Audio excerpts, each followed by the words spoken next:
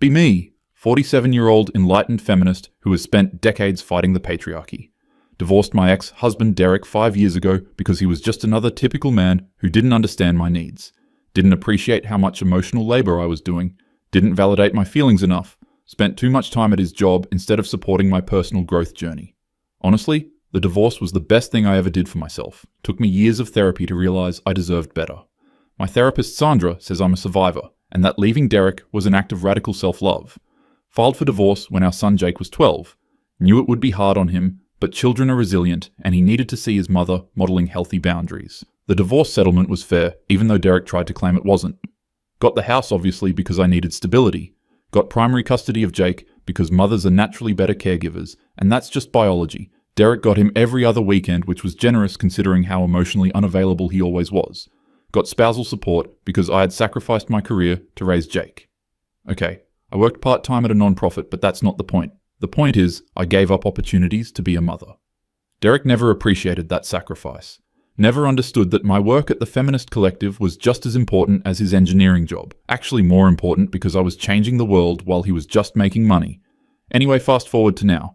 Jake is 17 and suddenly he's becoming impossible. Ever since he turned 16, he's been different. More distant. More critical. Questioning everything I say. I blame Derek honestly. Derek has obviously been poisoning him against me during those weekend visits. Probably filling his head with misogynistic ideas about how I'm difficult or unreasonable. Last month, Jake started talking about where he wants to go to college. I've been planning this for years. He's going to go to Oberlin, or maybe Smith if they're accepting male students now. Somewhere progressive where he can unlearn all the toxic masculinity that society has programmed into him. Somewhere that will teach him about intersectionality and dismantling oppressive systems. But no, Jake says he wants to go to Georgia Tech. Georgia Tech. Some engineering school where Derek went. I tried to explain to him that engineering is a field that actively excludes women and perpetuates the gender pay gap. That by going into engineering, he would be participating in systemic oppression. He just rolled his eyes at me. Actually, rolled his eyes. Said he likes math and building things and wants to study mechanical engineering. I told him that's just the patriarchy talking. That he's been conditioned to value traditionally masculine pursuits over more meaningful work. He said, "Mom, I just like engineering." As if it's that simple. As if our choices exist in a vacuum separate from societal conditioning. I tried to have a serious conversation with him about this. Explained that he could do so much more good in the world studying sociology or gender studies. That he could be part of the solution instead of part of the problem. He said he didn't want to study those things. Said they seemed like made-up problems. I was absolutely shocked. This is my son. The boy I raised to be a feminist ally. The boy I took to women's marches in his stroller. The boy I read bell hooks to at bedtime. Now he's saying feminism is about made-up problems. Derek's influence is so obvious, it makes me sick. Then last week, something happened that made everything so much worse. Jake came home and said he needed to talk to me. Sat me down at the kitchen table, all serious. Said he'd been thinking a lot about his living situation. My heart dropped because I knew what was coming. He said when he turns 18 next month, he wants to move in with his dad full-time until he goes to college. Just like that. Casual as anything. Like he wasn't ripping my heart out. I asked him why, and he gave me this whole list. Said Dad's place is closer to his school. Said Dad doesn't criticize his interests. Said he feels like he can breathe there. That last one really hurt. He can't breathe around me, his mother who gave birth to him, who sacrificed everything for him. I tried to stay calm, asked him what he meant by that. He said living with me feels like walking on eggshells. That everything becomes a political discussion. That I analyze and criticize every choice he makes. That I make him feel guilty for just existing as a male person. I was stunned. Absolutely stunned. I told him that I've only ever tried to educate him, to help him become aware of his privilege, to teach him to be better than other men. He said that's exactly what he's talking about. That I treat his gender like it's a character flaw he needs to constantly atone for. That Dad treats him like a person. I said of course Derek treats him like a person. Derek doesn't understand intersectionality. Derek doesn't see the systems of oppression at play. Derek just wants to be the fun dad who doesn't challenge Jake to grow. Jake said maybe he doesn't want to be challenged every single day. Maybe he just wants to be a teenager without every conversation becoming about dismantling the patriarchy. I told him that's a privilege he has as a man. The privilege to just opt out of thinking about these things. Women don't get that privilege. I have to think about oppression every day. He said, "That sounds exhausting, Mom, and I didn't choose it." Didn't choose it, as if we choose the systems we're born into. I tried to explain that awareness is a responsibility, that once you see oppression, you can't unsee it. That I'm trying to give him the tools to make the world better. He said he doesn't want those tools if they make him as angry as they make me. Angry. He thinks I'm angry. I'm not angry. I'm righteously indignant about injustice. There's a difference. I told him he's being incredibly selfish, that he's choosing the easy path, that his father lets him be complacent, that I'm the one who actually cares about who he becomes. He said Dad cares about who he is right now, that Dad doesn't have a blueprint for the person he's supposed to turn into, that Dad likes him as he is. I said that's because Derek has low standards. Derek isn't thinking about Jake's impact on the world. Derek just wants Jake to be happy and comfortable. Happiness and comfort are how we got into this mess. People prioritizing their own comfort over justice. Jake looked at me with this expression I'd never seen before. Disappointment maybe, or pity. He said, "Mom, when's the last time you were happy?" I told him happiness is a patriarchal construct designed to keep women docile, that I'd rather be aware and uncomfortable than blissfully ignorant. He said, "Okay, but Dad seems pretty happy and aware at the same time." I told him Derek is happy because he benefits from patriarchy. Of course he's happy. The system is rigged in his favor. Jake was quiet for a minute, then he said the worst thing. He said, "I don't think I've ever seen you enjoy anything. Everything is problematic, everything is oppressive, everything is something to fight against." Dad watches movies without analyzing the gender politics. Dad goes to restaurants without calculating the wage gap. Dad just lives his life. I was so hurt. I've dedicated my entire life to making the world better, to raising consciousness, to fighting systems of oppression, and my own son sees it as me not being able to enjoy anything. I told him that's exactly what the patriarchy wants us to just consume and enjoy and not question anything, wants us to be complacent. Derek is complacent, and he's teaching Jake to be complacent too. Jake stood up from the table, said he'd already talked to Dad, and Dad said he could move in whenever he was ready, that he was going to start moving his stuff this weekend. I asked him if he'd even considered my feelings, if he cared at all about how this would affect me. He said, "That's the thing, Mum. You've spent my whole life telling me to consider everyone else's feelings. To be aware of women's experiences, to check my privilege, to think about impact over intent. But you never seem to consider my feelings. You never ask what I want or what makes me happy. You just tell me what I should want and should think." I told him I'm his mother, it's my job to guide him. He said, "Dad guides me too, he just doesn't make me feel bad about myself while doing it." Then he went to his room. I sat at that table for an hour just processing. How did I raise such an ungrateful child? I gave him everything. I taught him about consent and emotional intelligence.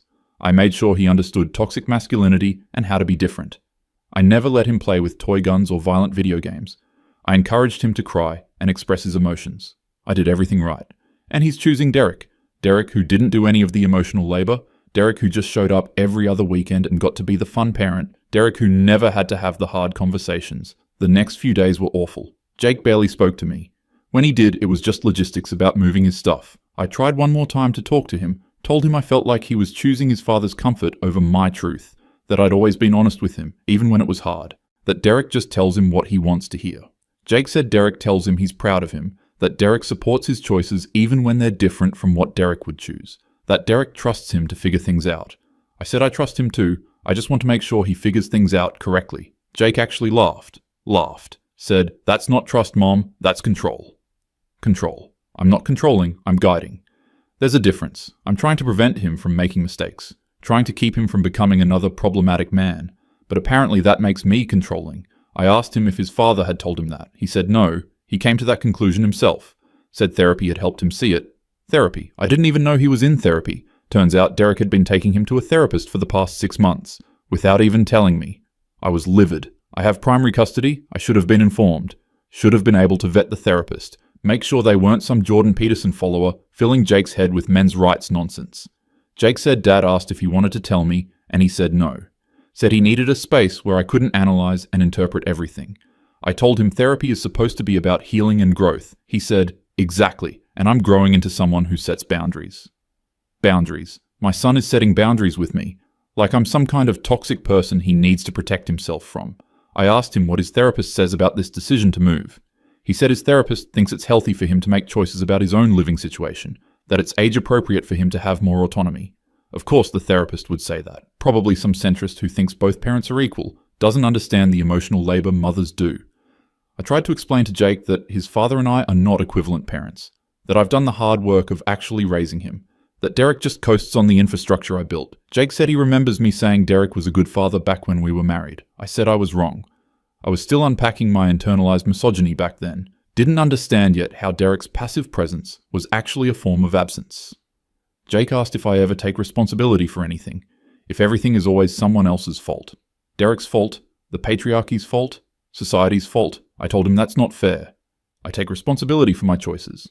I chose to leave Derek when I realized he wasn't meeting my needs. I chose to raise Jake with feminist values. I chose to prioritize awareness over comfort.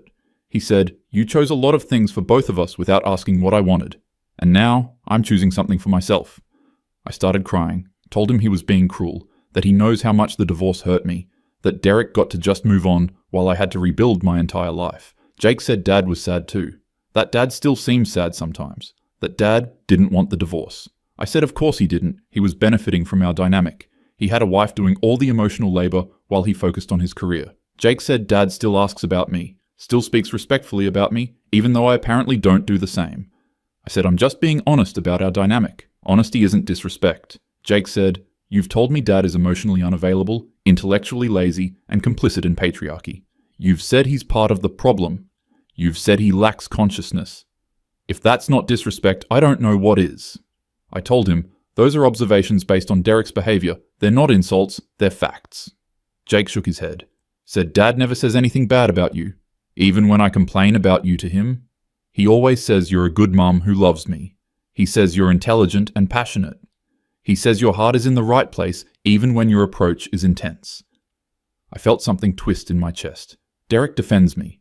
After everything I've said about him, after calling him out for his privilege and complicity, he still speaks well of me. I didn't know what to say to that. Jake kept going. Said he used to repeat the things I said about Dad. Called him emotionally unavailable. Said he didn't get it. But Dad never got defensive. Never talked bad about me in response. Just listened and said people see things differently. Said both his parents love him, and that's what matters.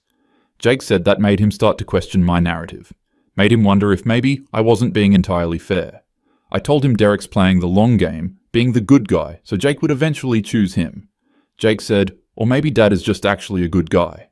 I felt like I'd been slapped, my own son defending his father against me, taking his side, believing Derek's performance over my truth. I asked Jake if he'd considered that Derek is manipulating him, that this whole nice guy act is designed to alienate him from me. Jake looked tired, said, "Mom, not everything is a manipulation. Not every interaction is a power play. Sometimes people are just being themselves." I said that's naive. All interactions involve power dynamics. Derek refusing to engage with my criticisms is itself a power move. Silence and passivity can be weapons too. Jake said, "Okay, Mom, I'm going to bed." Just like that. Conversation over. He's done engaging. Just like his father. The weekend came and Derek showed up to help Jake move. I stayed in my room, couldn't watch them pack up his childhood, couldn't see Derek acting all helpful and supportive, winning. I heard them talking and laughing. Heard Derek say something and Jake laugh. When did Jake stop laughing like that around me? When did every conversation become so heavy? After they left, I went into Jake's room. Half empty now. Posters still on the walls but clothes gone from the closet. I sat on his bed and cried. How did it come to this? I did everything I was supposed to do, raised him to be conscious and aware. Taught him about feminism and justice. Showed him a different way to be a man. And he's choosing the easy path. Choosing the father who doesn't challenge him. Choosing comfort over growth. I called my friend Michelle. She's also a single mom, also a feminist. Told her what happened. She said Jake is probably just going through a phase. That teenage boys often reject their mothers, that he'll come back around when he's older. I wanted to believe her, but part of me knows this isn't a phase. This is Jake choosing. Choosing Derek's path over mine. Choosing to be like the men I've spent my life fighting against. Or maybe not fighting against. Maybe fighting for awareness in. I don't know anymore. Michelle suggested I reach out to Jake. Try to rebuild the relationship on his terms. I said I shouldn't have to bend to his terms. I'm his mother. I set the terms. Michelle got quiet. Then she said, maybe that's the problem. I asked what she meant. She said maybe Jake needs to feel like the relationship is mutual, not just me teaching and him learning. I said that's literally what parenting is. She said he's almost 18, almost an adult. Maybe it's time to transition to a different dynamic. I told her I'd think about it, but I knew I wouldn't, because she's wrong. My job as a mother doesn't end just because Jake turns 18. My job is to guide him toward being a good person, toward fighting injustice, toward using his privilege for good. If I stop now, he'll just become another Derek, another man coasting through life on easy mode, another person perpetuating the system. It's been 2 weeks now since Jake moved out. He texts me occasionally, short messages. Doing good. School is fine. Yeah, I'll be there for Thanksgiving. I try to engage, ask him deeper questions about what he's learning, whether he's thought more about college choices, whether he's considered the impact of his decisions. He gives short answers, doesn't engage.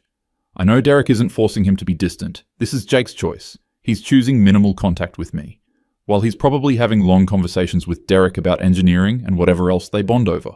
I saw Derek yesterday at Jake's school event, some awards ceremony. Jake won an award for his robotics project. I got there early, sat in the third row. Derek came in and sat in the back. Didn't even try to sit near me. After the ceremony, Jake went to Derek first, hugged him, showed him the trophy. Derek looked so proud. They talked for a while. Then Jake came over to me, showed me the trophy.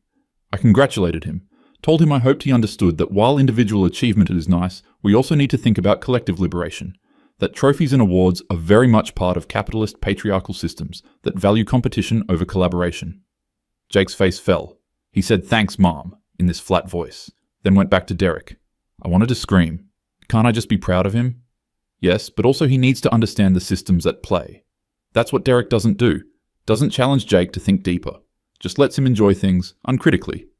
I watched them leave together, Derek's hand on Jake's shoulder, both of them smiling, and I stood there alone in the parking lot, wondering how I became the villain in my own son's story. I'm not the villain, I'm the one who sees clearly. I'm the one who's trying to make him better. Derek is just letting him be comfortable. Comfortable in his privilege. Comfortable in his choices. Comfortable in a world that's deeply unjust. But Jake chose comfortable. Chose easy. Chose his father. And I'm left here having fought the good fight. Having tried to raise him right. Having sacrificed my own comfort for his consciousness. And for what? So he could move out the second he's old enough. So he could choose the parent who doesn't challenge him. So he could become another man who opts out of the hard work of awareness. My therapist Sandra says I need to let go. Says I can't control Jake's choices. Says I need to focus on my own healing. But how can I heal when my own son is choosing patriarchy? Choosing his father's complacency over my awareness? Choosing to be part of the problem? I raised him better than this. I know I did. But Derek got him in the end. Not by fighting. Not by engaging. But by just being there. Being easy. Being comfortable. Being the path of least resistance. And now, Jake is gone. Choosing to live with a man who doesn't see systems. Doesn't question structures. Doesn't fight for justice. Just exists. Just is happy. Just accepts the world as it is. And apparently that's enough for Jake.